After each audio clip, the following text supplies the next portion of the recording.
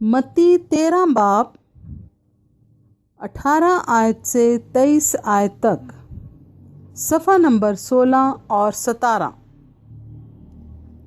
यीशु बीज बोने वाले की तमसील समझाता है। बस बोने वाले की तमसील सुनो।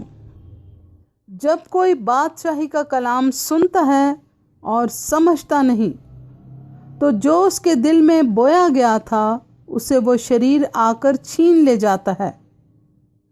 ये वो है जो राह के किनारे बोया गया था।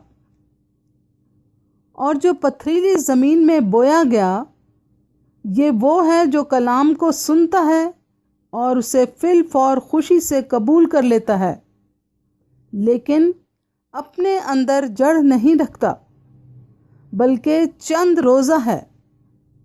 और जब कलाम के सबब से मुसीबत या जुल्म बरपा होता है तो फिल फौर ठोकर खाता है।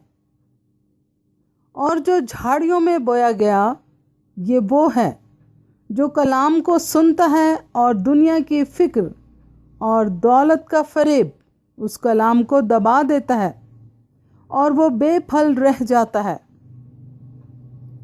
और जो अच्छी ज़मीन में बोया गया, ये वो है जो कलाम को सुनता और समझता है और फल भी लाता है।